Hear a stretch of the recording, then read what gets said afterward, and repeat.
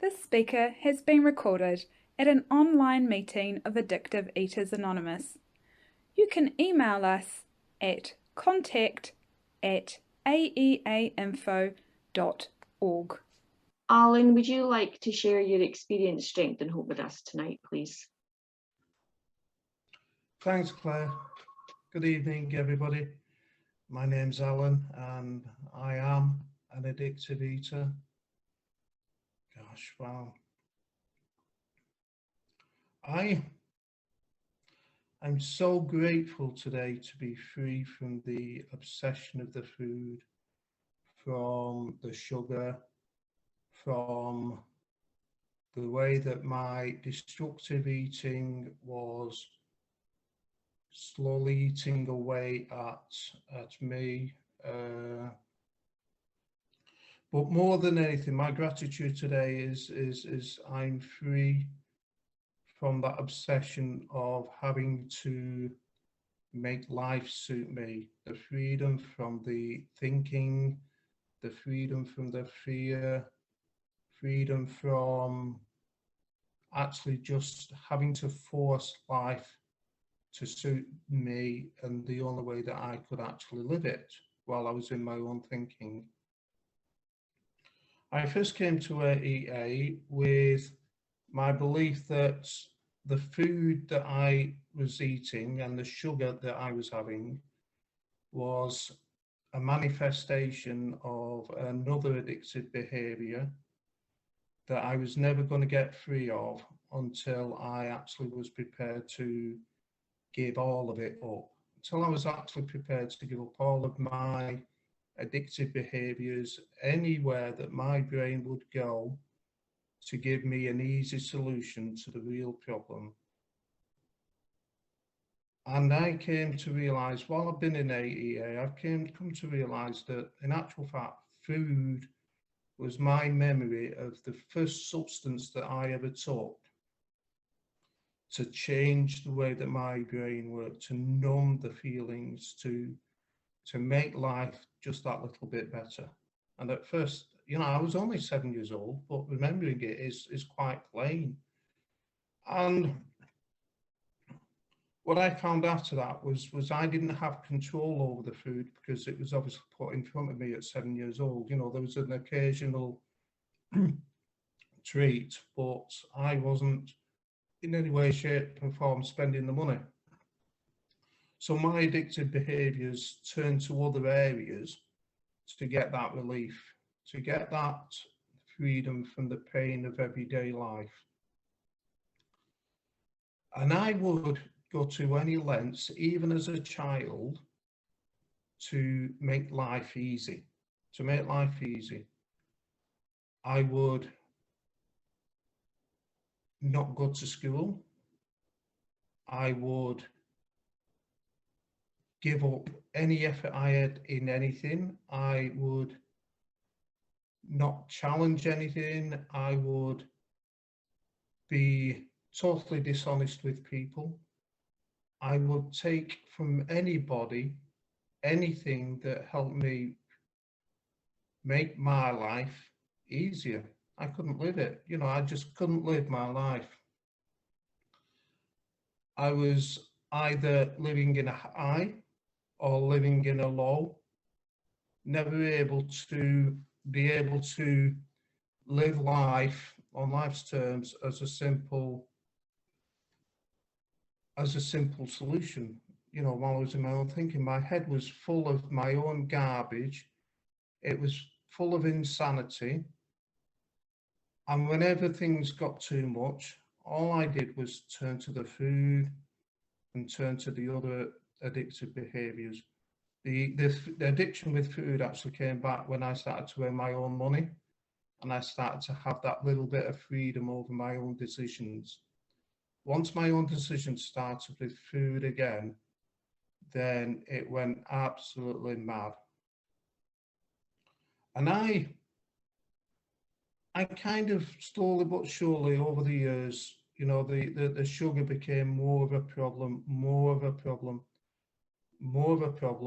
and I read all the labels on the foods. I went from cane sugar into the substitutes for sugar. I wasn't able to give it up in the coffee. I wasn't able to give it up in anything else. I still needed that sugar, even though all the professionals were telling me that I would see the diabetic nurses, the diabetic doctors, that I was slowly but surely putting my health at serious risk. It wasn't just at risk. I was in danger of losing limbs. I was in danger of losing my life. And that just wasn't enough to stop the food. That just wasn't enough to stop the food because food was the solution. As long as I was using food as my solution to the real problem, I was never going to get any freedom from it at all. I was never going to be able to give up. And I actually had to be at a point where I think the food was not the thing that drove me to the point of despair. The actual way that I was living my life was the thing that drove me to absolute despair. I remember there's a story at the back of the big book which talks about being in a place where I didn't want to live anymore, but too scared to die. And that's literally where I was.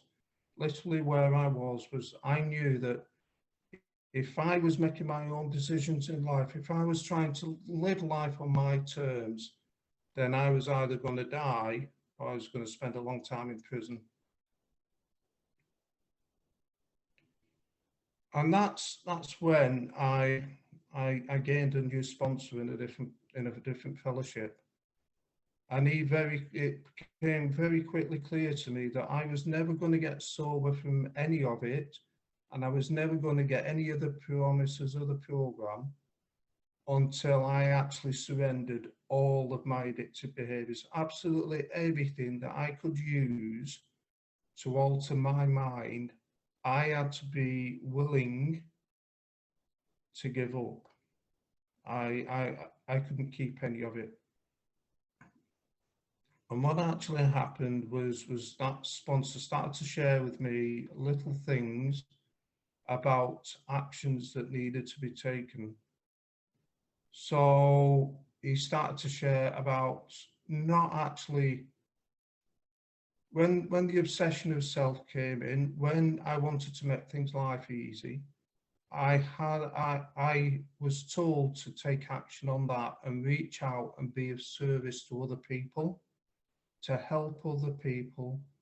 And even when there weren't people to be helped, to get outside, be prepared to pick up a litter picker, go and pick the litter up from outside. Just as long as I was being of service to other people and helping the world in God's eyes, then the freedom from that self-obsession would leave quicker than anything else. And that's what I started to experience, was slowly but surely, them obsessions were leaving far greater than they ever had done before. It was also sort of suggested that I came to meetings and was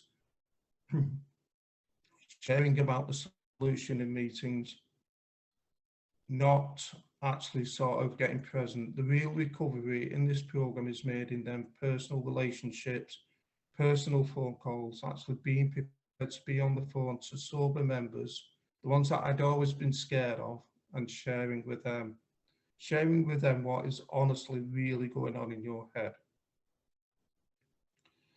And once I started to take these actions, once I started to be prepared to do what was suggested without my thoughts, I slowly but surely started to experience a freedom from the food. It wasn't a freedom from that obsession to start off with, but there was certainly that freedom from needing the food, from wanting to turn to the food every time that life got difficult. And I think I came into the program originally thinking life would be, my life was like that, and I wanted to stop it from being like that. Up and down, high peaks, low troughs. But what this program gives me is, it gives me a program where I realize that life is like that. Life is a life of high peaks. It's a life of troughs. But it's how much time I spend, or how much time I want to spend in them high peaks, and how much time I used to spend in the low troughs. And what the program gives me and the fellow members is a way of bringing it back to that even keel as an immediate thing, and just not being in my head about that, just not living in my head about it, and bringing it back to that level playing ground, which you know is free from that obsession. Really truly is. And since that moment, life has become a life of service. You know, it's become something that I never thought I would have, something that I ever dreamed of, but was never able to do. I'm able to be there for my community. I am able to volunteer for different groups in this area. I'm able to spend every evening at a 12-step meeting. I'm able to take calls from other people and just be there for everybody else and build relationships instead of always wanting to just go from zero to everything in one gulp and never actually any growth there. And that's the experience, is that growth. And I'll finish off with a couple of things. I've got an empty wardrobe behind me, and that's because I'm moving next weekend.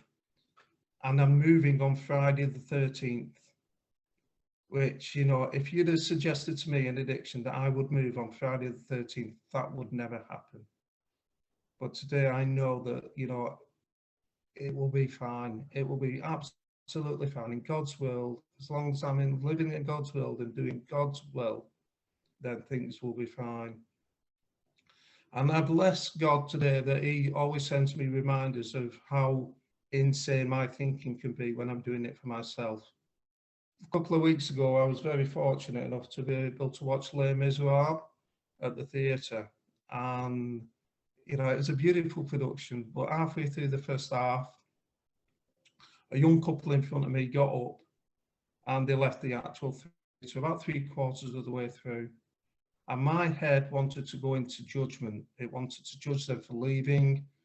You can't do that. How much have you paid for them tickets? Where are you going? Are you going to the bar? Good grief.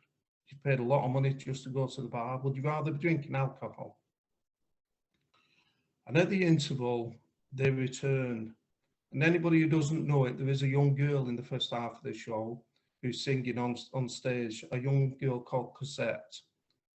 And they were the parents of that young girl, and they've been backstage to pick her up after she'd done her piece and brought her back to the front of the theatre, and she was just sat in front of us.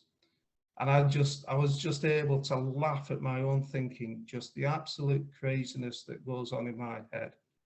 And thank God for the ability to sit there and enjoy the rest of the production, which is basically a production about redemption. And it was just the most beautiful experience. So life is good. I really appreciate everybody that's in this program. I love sharing my life with God. I love the fact that God leads my life, and God is the main principle in my life and not me. So thanks for asking me, Claire, and I'll leave it there.